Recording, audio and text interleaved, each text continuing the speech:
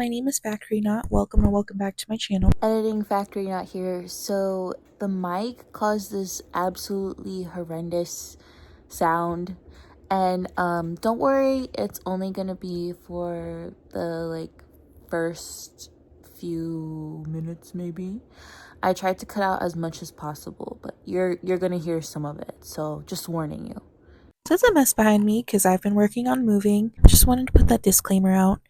But I no longer want to be a corn. I want to be something else to match the fact that I am doing a lot of changes in my life. This is from I Love This Yarn. This color is aubergine. It is very mangled and worn out because it's been in the bottom of something. You can use any yarn for this. I just decided to use this one because I already had it on hand. This is the back panel.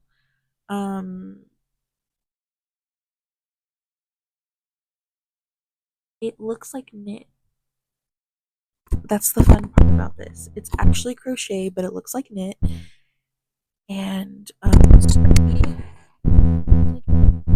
so we're gonna be a beet. I'm doing this from scratch.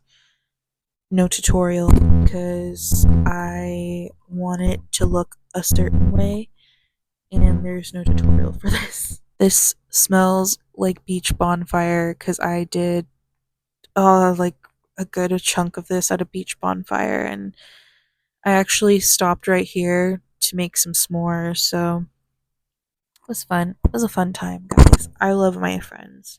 Alright, without further ado, let's get started. Alright, so I'm starting to form the top of the face right now. I have made a few rows for the eyes, and I'm going to make sure that those are even. I think I'm heading towards the last row. And then I formed the nose too. I added a chain so that it could extend. And then once I'm done with this next eye, I am going to, yeah. And then I made a pin right here so that I know where to start for the rest of the face. So it's coming along. I think I'm gonna start making the mouth. I don't know where. I'll figure it out. I have good news and I have bad news. So good news is I like the proportions. I am gonna have to learn how to make this more seamless right here because it looks a little messy. It was looking okay, and then I put it on and I guess the stitches shifted, so I'm gonna have to find a way to stabilize those better.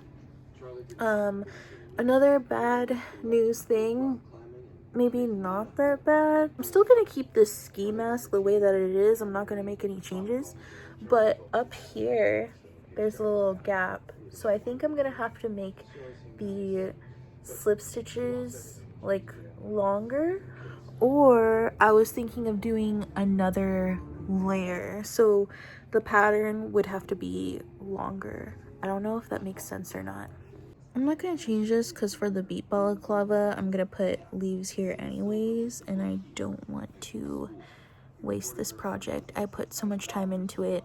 I'd rather just continue troubleshooting and then, you know, make a better version the more I start. Also, next time, I'm going to make this tighter, and I'm going to make this longer. So instead of maybe 50, I'm going to do maybe 60 stitches. I think that'll be good. But yeah, it's a little messy. But you know what? This isn't bad for a prototype, so I'm not complaining. All right, so let's get to the part where I make the leaves. All right, so I found a green in my stash, Red Heart Super Saver, and I have been using for the leaves. I'm gonna be using a 3.5 millimeter hook, and I still have a lot left of that skein, so that's awesome. So if I want to make more leaves, I'll probably do that.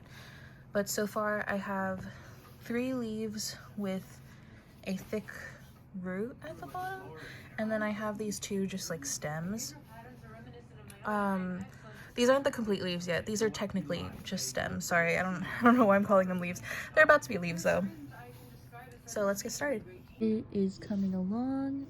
hollow skein. I am gonna have a fun time wrapping this one up, but yeah, I have completed 2 of the leaves, and I've just been kind of freehanding this. I'll do a little segment of showing my process, but yeah. Alright, so I just got the leaves done. I only have to do one more, but I wanted to show how I make these leaves and the thought process behind it. And I'm showing it through the smallest leaf that we're gonna do. So I just have my stem right here, and I am gonna start wherever I want, but I'm gonna start right here. I'm gonna attach, this is gonna be the bottom of the leaf. I did a slip knot. I'm just gonna attach the yarn, make a chain, do a single crochet, and I'm just gonna do single crochets all along this side, and then I'll meet back in a sec. Alright, so we're on the very last stitch. I'm gonna add another single crochet, so there's an increase on the very last stitch, and then I'm gonna increase on that very first stitch. So we're gonna be working in like the oval on this side, and then I'm just gonna single crochet all the way down until we hit like the other side of where we started. Alright, so I just did that last single crochet, and I'm just going to chain 1 and then flip my work or turn my work, and I'm just going to, my hair is everywhere. I'm going to slip stitch in this first one, and then I'm going to single crochet all the way down.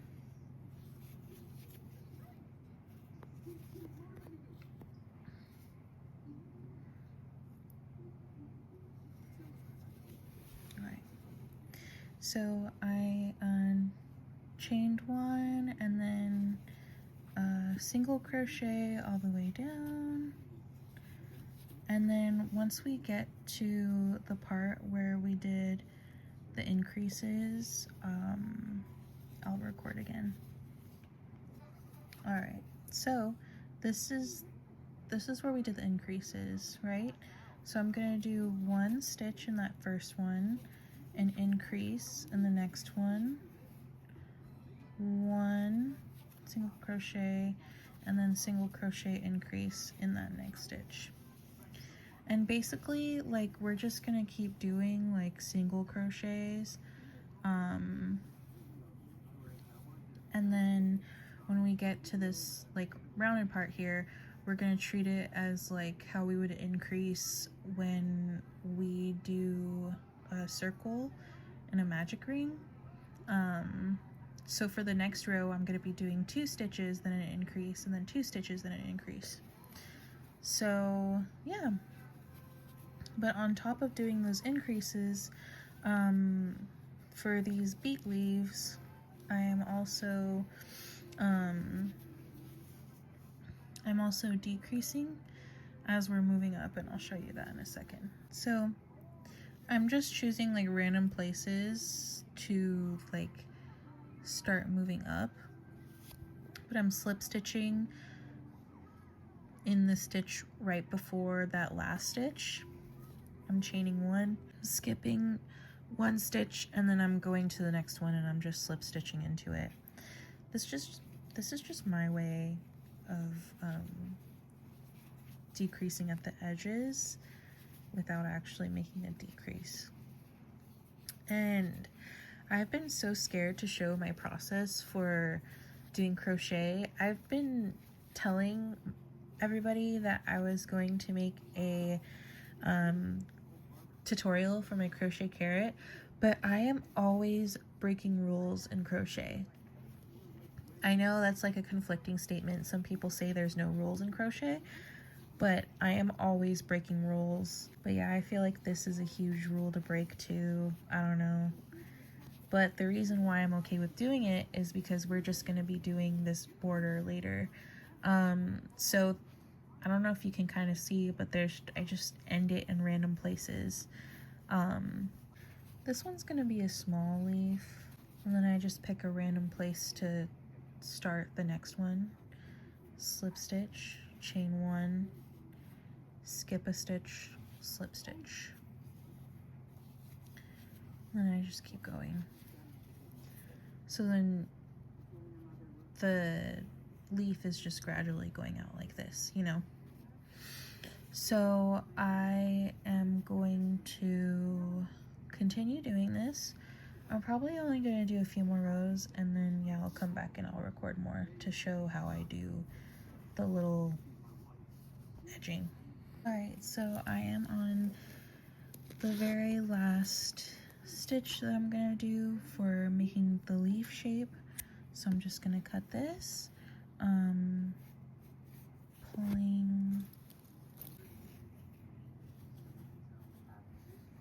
I'm going to weave this in. We're going to go into one stitch, pull up the slip knot that we just did, chain one, single crochet, and then it's kind of hard to tell where our next stitch is going to be on the side. It doesn't really matter, honestly. And I just pick a stitch and I do 5 half double crochets in there.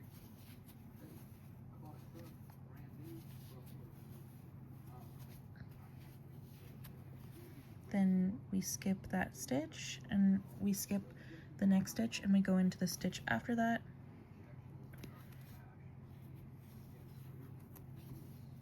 And then we skip a stitch and we go into the stitch after that. But in this case, I'm just going to go into the next stitch because why not? Okay, this one's a little difficult.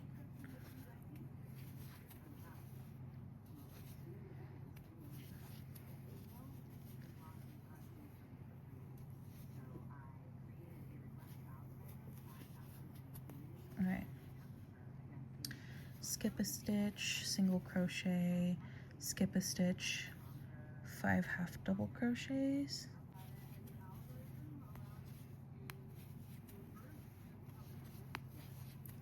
And you just continue that pattern of skipping a stitch, single crochet, skip a stitch, and then you do 5 half double crochets in the next stitch.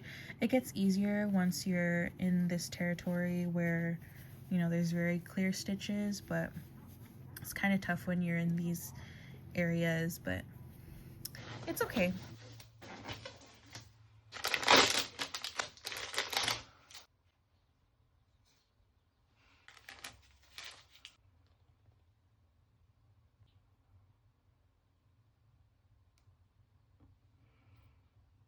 Alright, so I started awkwardly posing and I have no idea how to pose, but I just wanted to show the details up close. So this is the final result of the beet mask. And I really like it, but I'm already itching to make another mask. I do like how my septum piercing is in the correct spot, so I feel like it hangs perfectly. I don't know. I think I want to make a tomato. I think I want to be a tomato too. I'm gonna be making a lot of these masks, so stay tuned.